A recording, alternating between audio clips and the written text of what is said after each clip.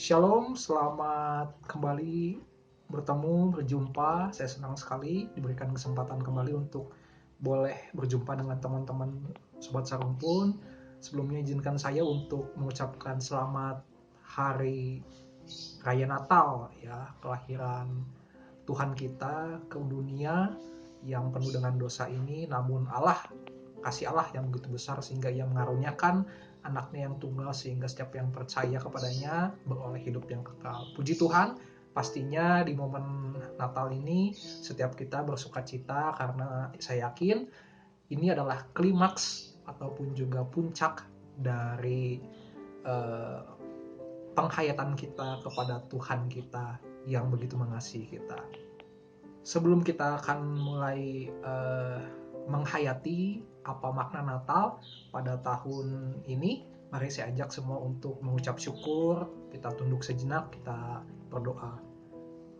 Bapa kami di dalam surga, kami bersyukur Tuhan untuk penyertaan Tuhan sehingga hari ini kami boleh kembali diberikan kesempatan yang baik untuk boleh merenungkan, menghayati apa arti Natal untuk kami semua ya Tuhan. Biarlah kiranya melalui firman Tuhan kami boleh belajar tentang apa yang mau Tuhan kami lakukan dalam hari Natal ini dan juga hari-hari ke depan. Berkati setiap kami yang akan mendengarkan dan biarlah firman Tuhan ini boleh tertanam dalam hidup kami dan boleh kami lakukan. Di dalam nama Tuhan Yesus kami berdoa dan mengucap syukur. Haleluya. Amin. Sahabat Sarumpun, mari saya ajak untuk setiap kita merenungkan dari sabda Allah, ya, satu-satunya kebenaran, yaitu kebenaran sabda Allah di dalam Lukas pasalnya yang kedua, mulai ayatnya yang ke-8 sampai dengan ke-20. Saya akan bacakan dari mulai ayat ke-8 dengan judul perikop Gembala-Gembala. Di daerah itu ada gembala-gembala yang tinggal di padang menjaga kawanan ternak mereka dan pada waktu malam. Tiba-tiba berdirilah seorang malaikat Tuhan di dekat mereka dan kemuliaan Tuhan bersinar meliputi mereka dan mereka sangat ketakutan. Lalu kata malaikat itu kepada mereka, "Jangan takut, sebab sesungguhnya aku memberitakan kepadamu kesukaan besar untuk seluruh bangsa. Hari ini telah lahir bagimu juru selamat, yaitu Yesus Kristus, Tuhan di kota Daud. Dan inilah tandanya bagimu, kamu akan menjumpai seorang bayi dibungkus dengan lampin dan terbaring di dalam palungan. Dan tiba-tiba tampaklah bersama-sama dengan malaikat itu sejumlah besar bala tentara sorga yang memuji Allah. Katanya, kemuliaan bagi Allah di tempat yang maha tinggi, dan damai sejahtera di bumi di antara manusia yang berkenan kepadanya." Setelah malaikat-malaikat itu meninggalkan mereka dan kembali ke sorga, gembala-gembala itu berkata seorang kepada yang lain, "Marilah kita pergi ke Bethlehem untuk melihat apa yang terjadi di sana, seperti yang diberitahukan Tuhan kepada kita." Lalu mereka cepat-cepat berangkat dan menjumpai Maria dan Yusuf dan bayi itu yang sedang berbaring di dalam palungan. Dan ketika mereka melihatnya, mereka memberitahukan apa yang telah dikatakan kepada mereka tentang anak itu. Dan semua orang yang mendengarnya heran tentang apa yang dikatakan gembala-gembala itu kepada mereka. Tetapi Maria menyimpan segala perkara itu di dalam hatinya dan merenungkannya. Maka kembalilah gembala-gembala itu sambil memuji dan memuliakan Allah, karena segala sesuatu yang mereka dengar dan mereka lihat, semuanya sesuai dengan apa yang telah dikatakan kepada mereka. Saya ingin memberikan satu buah tema yang berjudul in climax, in climax, gitu. Atau kita pakai bahasa modernnya in climax, gitu ya, in climax. Apa itu? Ya, in climax itu nanti kita tahu bahwa dari akarnya saja in di dalam dan klimaks artinya puncak ya. Apa yang selalu kita bayangkan kalau kita di dalam puncak gitu ya. Di dalam puncak biasanya orang akan bayangkan kesuksesan gitu ya, keberhasilan. Nah, kita lihat di dalam pribadi para gembala-gembala ini ya, pribadi yang seorang yang sederhana. Tentu saja gembala ini adalah orang-orang yang bukan seperti orang Majus, orang ahli Taurat yang penuh dengan pengetahuan tentang siapa itu Tuhan gitu ya, kemana mereka harus mencari Tuhan yang lahir gitu ya, kemana mereka harus tahu Mesias di mana. Tidak gitu ya, kita bisa bayangkan mereka terjebak dengan rutinitas mereka yang adalah seorang penggembala. Setiap harinya harus memberikan domba-domba yang ada di padang, mengurusi mereka, dan bahkan mereka adalah bukan dari golongan ekonomi yang dikatakan baik begitu. Ya, karena kalau mereka dari golongan ekonomi yang baik, saya rasa tidak akan memilih menjadi seorang penggembala gitu ya. Dan satu lagi, mereka dianggap sebagai orang yang sebelah mata tentu saja, bukan seperti orang-orang Majus, orang-orang ahli Taurat. Tapi kenapa malaikat dikatakan di ayat ke-11, hari ini telah lahir bagimu juru selamat, yaitu Kristus Tuhan di kota Daud. Hari ini, perlu digarisbawahi, hari ini berarti ketika Yesus lahir di Bethlehem, hari itu juga diberitahukan kepada gembala-gembala. Berbeda dengan para Majus yang tahu dari bintang dan kemudian mereka harus bertanya kepada para ahli Taurat dan memakan waktu tentu saja ya. Tetapi ini diberitakan secara khusus oleh para malaikat, oleh malaikat ya, yang saya yakin ini adalah utusan Allah tentu saja. Maka mereka berkata, mari pergi ke Bethlehem untuk melihat seperti yang diberitahukan Tuhan kepada kita. Ini adalah wahyu daripada Tuhan untuk para gembala. Nah, setidaknya saya mencatat bahwa ada 4 hal kenapa harus kepada para gembala ini, saudara-saudara sekalian. Apa yang Tuhan mau dari para gembala ini? Yang pertama, kita harus melihat ya bahwa ini semua adalah karena Allah mau memulihkan yang terkecil. Itu poin nomor 1. Kita bisa melihat di dalam Mika pasal yang kelima, Bapak Ibu Saudara, mulai dari ayatnya yang ke-1 ya. Ini tentang Raja Mesias dan penyelamatan Israel ya. Tetapi engkau, hai Bethlehem Efrata, hai yang terkecil di antara kaum-kaum Yehuda, daripadamu akan bangkit bagiku seorang yang akan memerintah Israel, yang permulaannya sudah sejak purbakala, sejak dahulu kala. Ya. Jadi Bethlehem Efrata ketika itu dikenal seperti itu adalah yang terkecil ketika itu, kota yang terkecil di Yehuda ya. Dan sehingga saudara sekalian, sobat Sarompun, Allah mau memulihkan yang terkecil ini, yang dianggap terkecil ini ya, menjadi yang terbesar. Oke, secara fisik dia kecil, saudara, tetapi justru dari sanalah Allah lahir, Allah berada, Allah memulai segala sesuatunya di bumi. Itu hal yang luar biasa untuk perenungan kita. Mungkin kita dianggap kecil, fisik kita dianggap kecil, mungkin kita tidak seberapa ya, tetapi Allah mau memulihkan kita, Allah mau memilih kita. Kalau kita dipilih sebagai anak-anak Allah, dipercayakan sebagai orang-orang yang ditebus oleh Kristus, artinya ada sesuatu ya, bahwa kita ini adalah orang-orang besar sebenarnya, bukan orang-orang kecil, bukan orang-orang remeh, sudah dikasih dalam Tuhan. Itu poin nomor 1 ya, bahwa Allah mau memulihkan yang terkecil. Dalam hal ini gembala-gembala yang tadi saya sampaikan adalah orang-orang yang dianggap sebelah mata ya, mereka pun adalah orang-orang yang termasuk terkecil ya. Di dalam Zefanya pasal yang kedua ya, saya akan bacakan Zefanya pasal yang kedua ayat yang ke-6 sampai dengan ke-7 ya. Daerah tepi laut akan menjadi tempat kediaman bagi gembala-gembala dan kandang berpagar bagi kambing domba. Daerah pinggir laut akan menjadi kepunyaan sisa-sisa kaum Yehuda. Mereka akan merumput di sana dan berbaring di rumah-rumah Askelon pada malam hari, sebab Tuhan Allah mereka akan memperhatikan mereka dan akan memulihkan keadaan mereka. Jelas ya, Bapak Ibu Saudara, Sobat Sarompun semua yang saat ini bergabung, jelas bahwa Allah memulihkan keadaan ketika itu Israel yang diperbudak, yang menderita, yang berada dalam duka cita. Tapi Tuhan menjanjikan ya suatu saat nanti mereka akan dipulihkan oleh Tuhan. Artinya apa? Artinya Natal berbicara tentang klimaks perubahan nasib. Perubahan nasib ya. Dulu kita adalah orang-orang yang dijajah oleh dosa. Sekarang kita berubah nasib menjadi orang-orang yang berkuasa atas dosa. Ya, Bapak-Ibu sekalian. Nah, itu yang pertama. Yang kedua, ya kenapa Allah memilih para gembala ini? Yang kedua adalah karena Allah mau ya memaksimalkan pengetahuan para gembala ini dengan pengetahuan daripada Allah sendiri. Ya, Allah mau memaksimalkan dengan pengetahuannya. Kita tahu tadi bahwa para gembala ini bukan orang-orang yang menggeluti teologi, menggeluti ilmu-ilmu agama, menggeluti kitab suci. Mereka terbatas. Bahkan setiap harinya mereka harus memberikan makan domba. Ya, kita bisa bayangkan, apakah mereka punya waktu yang cukup untuk mempelajari kitab suci seperti para ahli Taurat, orang Majus ya. Tetapi kok Allah bisa memilih para gembala ini yang mungkin dalam tanda kutip kita bisa judge mereka kan bukan orang-orang suci gitu ya. Baca Alkitab saja mungkin mereka jarang, baca kitab para nabi mereka jarang, itu mungkin dalam hati kita menjudge mereka. Tetapi jangan salah Bapak Ibu sekalian, Allah bisa memilih orang seperti mereka. Ya, mungkin kita orang-orang yang terbatas secara pengetahuan, kita tidak punya banyak waktu untuk menggeluti, ya, menafsirkan Alkitab. Kita bahkan setiap hari mungkin hanya baca sekedar 1 pasal, 2 pasal gitu ya, beberapa ayat, karena kita disibukkan dengan rutinitas kita sebagai ibu rumah tangga, sebagai ayah yang bekerja di kantor. Tetapi Allah tetap mau memilih kita. Itulah kasih-Nya. Yang kedua ini Natal berbicara tentang puncak pengetahuan. Kita ya pengetahuannya terbatas, tetapi Allah tetap mau memberikan pengetahuannya yang luar biasa, memilih kita. Kita lihat di dalam ayatnya yang Lukas pasal kedua ya.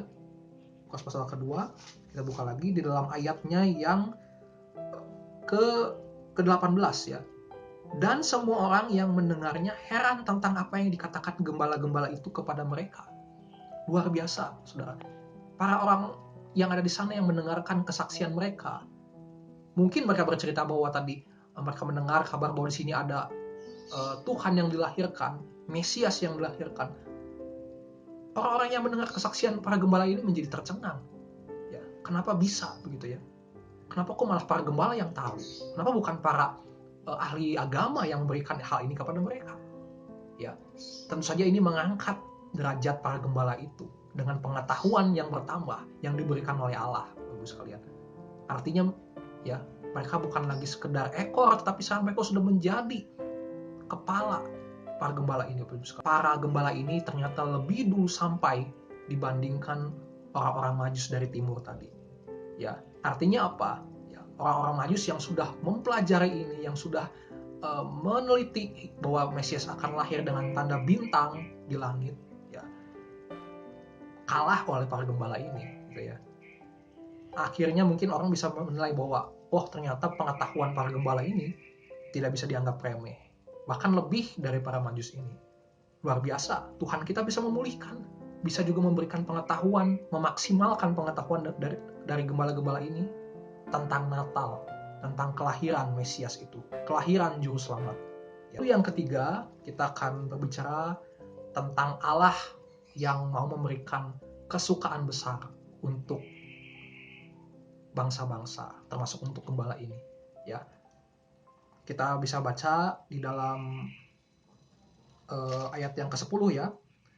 Lalu kata malaikat itu kepada mereka, jangan takut sebab sesungguhnya aku memberitakan kepadamu kesukaan besar untuk seluruh bangsa. Jadi malaikat itu memberitahukan kepada gembala ini, memberikan kesukaan dan bahkan untuk seluruh bangsa. Ya. Lalu apalagi yang membuktikan bahwa ini adalah kesukaan? Kita lihat di ayat ke-20, maka kembalilah gembala-gembala itu sambil memuji dan memuliakan Allah, karena segala sesuatu yang mereka dengar dan mereka lihat, semuanya sesuai dengan apa yang telah dikatakan kepada mereka. Jadi dalam perjalanannya, ya, perjalanan mereka pulang, gembala-gembala ini tetap memuliakan, memuji Tuhan. Ya, hal yang mungkin sebelumnya tidak pernah mereka lakukan, tetapi di momen Natal mereka memuliakan, memuji Tuhan sepanjang perjalanan mereka kembali ke padang, ya, untuk menggembalakan domba mereka. Ya, jadi Natal berbicara juga tentang puncak kesukaan besar. Kalau kita melihat di dalam pengetahuan duniawi itu manusia perlu gitu ya memuaskan kebutuhan dasar dari manusia, fisiologis, kemudian rasa aman, rasa untuk dicintai gitu ya, sosial, penghargaan gitu ya, dan sampai dengan puncaknya itu afeksi atau pengembangan diri. Nah, di puncak inilah biasanya manusia bertanya, ya, sudah sejauh mana saya melakukan, atau sudah sehebat apa saya, sudah semaksimal apa potensi saya. Nah, biasanya manusia akan kembali bertanya tentang, kalau gitu untuk apa saya ada di dunia ini, gitu ya. Lalu dia akan kembali bertanya, untuk apa saya diciptakan? Lalu dia bertanya, siapa yang menciptakan saya? Nah, siapa yang menciptakan saya? Artinya dia bertanya tentang di mana Tuhan, siapa Tuhan? Itu adalah sebuah misteri yang selama ini pasti selalu dipertanyakan oleh setiap manusia dan menjadi misteri yang paling besar.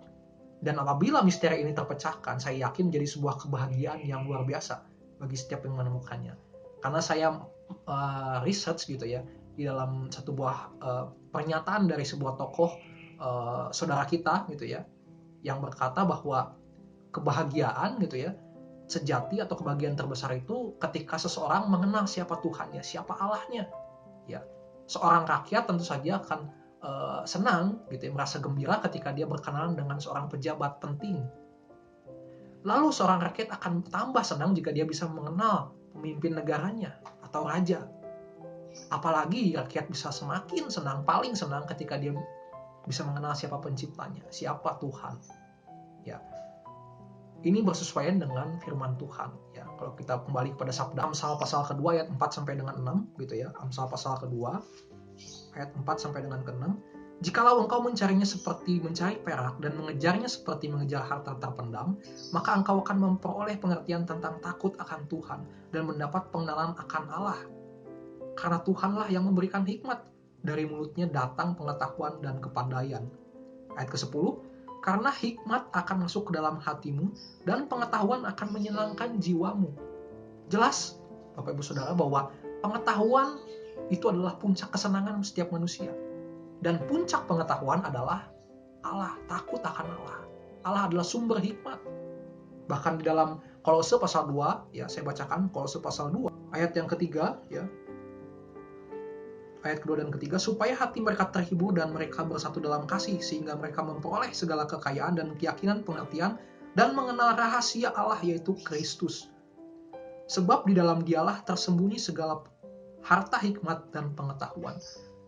Ternyata lagi-lagi bahwa harta pengetahuan ada di dalam Kristus. Sehingga Natal bisa kita simpulkan adalah puncak pengetahuan, Bapak Ibu sekalian. Ya. Makanya kita bisa melihat tadi ketika gembala itu pulang gitu ya.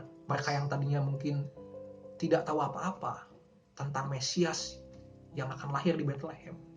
Ketika mereka mendapat kesaksian itu, mereka begitu senang sukacita karena apa yang diberitahukan oleh para malaikat, apa yang diberitahukan oleh Allah, itu sesuai dengan kenyataan ketika mereka menyaksikan bahwa benar di Bethlehem telah lahir seorang bayi, seorang anak yang akan menjadi juru selamat mereka. Sehingga itulah yang membuat mereka bersukacita, pulang dengan puas. Selama ini hal yang mungkin menjadi pertanyaan, ya, pengetahuan yang belum mereka dapatkan, akhirnya mereka dapatkan, yaitu pengetahuan tentang siapa juru selamat Mesias yang selama ini ditunggu-tunggu oleh setiap bangsa. Yang terakhir adalah kenapa kok Allah harus memberitahukan ini atau perlu memberitahukan ini kepada para gembala. Yang keempat adalah karena Allah melihat potensi daripada para gembala ini sendiri. Pasalnya yang kedua tadi, ayat yang pertama ya, di daerah itu ada gembala-gembala yang tinggal di padang menjaga kawanan ternak mereka pada waktu malam. Ya, gembala-gembala ini tinggal di padang. Ya, tidak usah dijelaskan ya bahwa kita tahu gembala ini pasti tinggal dekat dengan dombanya untuk mengawasi mereka, untuk memberikan makan, juga untuk memisahkan domba yang baik dan domba yang buruk. Karena kita tahu ya bahwa domba-domba yang ada di Bethlehem itu domba-domba yang akan dipersembahkan kepada Allah ya, di bait Allah ya. Dan itu adalah harus domba-domba yang terbaik. Jadi gembala-gembala ini tentu saja tidak sembarangan dalam memelihara para domba ini ya. Dan mereka akan memelihara domba ini dengan yang terbaik karena mereka tahu bahwa domba-domba ini akan dipersembahkan kepada Allah. Jadi iman yang ada dalam pekerjaan mereka lakukan yang terbaik dan mereka takut jangan sampai domba ini adalah domba yang bercacat, karena Allah tidak berkenan kepada domba yang bercacat, Bapak Ibu. Sehingga pasti para gembala ini menjalankan imannya dengan merepresentasikannya lewat pekerjaan mereka. Mereka begitu tekun, mereka begitu telaten ya, karena mereka takut kepada Allah, karena mereka tahu bahwa ini akan dipersembahkan kepada Allah. Melalui rutinitas inilah ya Allah mau ya memilih para gembala sebagai orang pertama ya, atau tokoh-tokoh pertama gitu ya yang mendengarkan tentang kabar sukacita, yaitu Natal ya. Karena mereka punya potensi dalam diri mereka. Begitu mereka diberikan kabar, bahkan mereka langsung lakukan. Kalau kita baca lagi di pasal yang kedua ayat yang ke-15 ya. Setelah malaikat-malaikat itu meninggalkan mereka dan kembali ke surga, gembala-gembala itu berkata seorang kepada yang lain, marilah kita pergi ke Bethlehem untuk melihat apa yang terjadi di sana, seperti yang diberitahukan Tuhan kepada kita. Lalu mereka cepat-cepat berangkat dan menjumpai Maria dan Yusuf. Cepat-cepat, ada kata cepat-cepat. Apa yang terjadi dengan para ahli Taurat ketika mendapatkan kabar dari para Majus bahwa ada tanda di sana di langit? Apakah mereka datang menjumpai Yesus ketika itu langsung? Kan tidak, Bapak Ibu sekalian, ya, tidak diceritakan di Alkitab seperti itu. Ya, bahkan para Majus yang memiliki pengetahuan, mereka harus bertanya dulu kepada Herodes, kepada para Majus, kepada para ahli Taurat. Tetapi berbeda dengan apa yang terjadi kepada para gembala. Mereka langsung datang yang menemui bayi Yesus itu. Artinya Allah melihat potensi yang ada di dalam para gembala ini. Mereka adalah orang yang tekun, yang tidak banyak neko-neko, ya, tetapi ketika mereka mendapatkan kabar, mendapatkan perintah dari wahyu Allah lewat para malaikatnya ini, mereka langsung lakukan. Itulah iman yang sejati, Bapak Ibu sekalian. Ya, bukan hanya dilandaskan kepada pengetahuan, kepada kehebatan kita, tetapi apa yang Tuhan mau kita kerjakan. Itu iman yang benar, Bapak Ibu sekalian.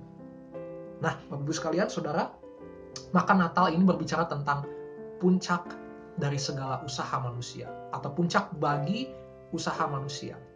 Nah, kalau begitu Natal ini adalah usaha manusia. Ternyata sekali lagi, Natal ini bukan usaha manusia. Semua Natal adalah inisiatif Allah.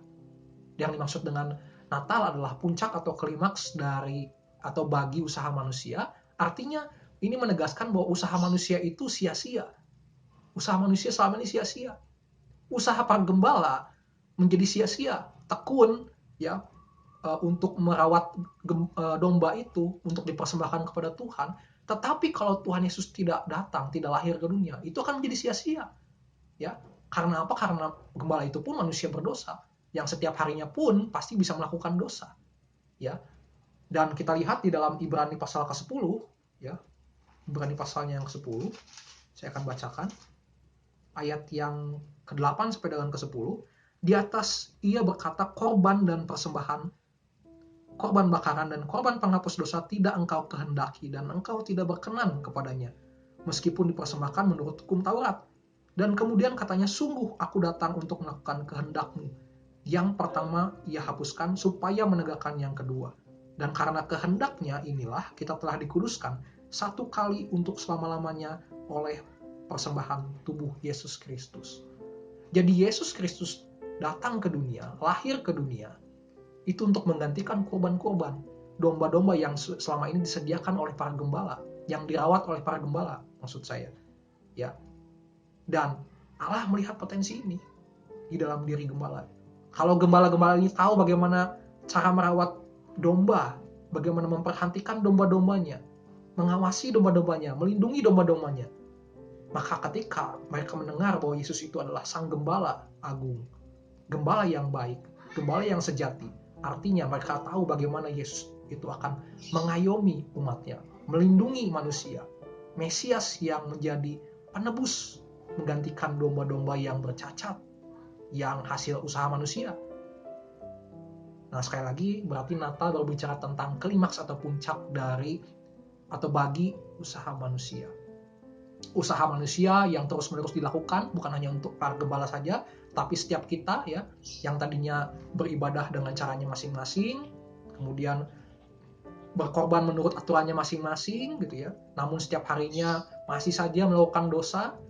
Tapi dengan kelahiran Kristus, dengan kelahiran Yesus ke dunia, kita menjadi satu tubuh Kristus. Kita tahu bagaimana caranya bersyukur. Kita menjadi orang yang dibebaskan dari dosa satu kali untuk selamanya. Nah, Bapak Ibu sekalian, saudara kasih dalam Tuhan, in climax, ya, in climax atau di dalam puncak, gitu ya. Itu berarti Allah memberikan klimaks atau puncak bagi setiap umatnya, ya, supaya setiap kita yang percaya itu bisa hidup dengan maksimal, dengan klimaks gitu. In climax, in climax gitu ya. In Christ, life maximum, ya. Bagaimana cara kita life maximum di dalam Kristus, ya. Yang pertama, ciri orang yang life maximum di dalam Christ itu dia adalah orang yang selalu mengucap syukur, yang selalu berbahagia setiap harinya, ya. Karena apa? Karena dia tahu bahwa hidup yang dia hidupi saat ini bukan hidup yang lama, tetapi hidup di dalam Kristus. Berucap syukur dengan cara yang sederhana, bangun tidur, terima kasih untuk nafas yang diberikan Tuhan, terima kasih untuk kesempatan yang Tuhan berikan untuk melayani Tuhan, ya. dan selalu berbahagia. Dua hal ini tidak bisa dipisahkan, Bapak Ibu Saudara. Dan yang kedua adalah optimistis. Ya, kita tidak lagi memandang bahwa diri kita ini orang yang kecil, orang yang lemah. Tidak bisa disandingkan dengan presiden, dengan orang-orang yang punya jabatan tinggi, dengan orang-orang yang punya harta lebih besar dari kita. Tidak bisa seperti itu, Bapak Ibu sekalian, karena nyatanya Allah sudah memulihkan, ya, kita sudah memilih kita menjadi anak-anaknya. Ya, Allah mau memulihkan kita seperti Allah memulihkan para gembala itu.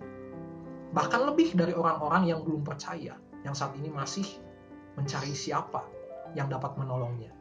Nah, yang ketiga, ciri orang yang life maksimum di dalam Kristus adalah dia yang memberikan yang terbaik untuk Tuhan. Dia memberikan sesuatu sesuai dengan kemampuannya. Masuk bersaksi tentang siapa Tuhan Yesus. Apakah sulit ketika kita menceritakan siapa Tuhan Yesus? Selama kita masih punya mulut, ya, kita masih bisa menceritakan siapa itu Yesus. Ya. Nah, biarlah kiranya melalui perenungan kita, ya, penghayatan kita tentang Natal yang adalah puncak dari perubahan nasib atau pemulihan, dan juga puncak dari pengetahuan, puncak daripada juga kesukaan besar, sampai dengan puncak daripada atau bagi usaha manusia, kita menghayati bahwa semuanya hanya karena kasih karunia Allah. Tuhan sudah memberikan kita klimaks puncak, maka kita berikan juga yang terbaik untuk Tuhan. Kita hidup maksimum di dalam Tuhan. In Christ, life maximum. Tuhan Yesus memberkati kita.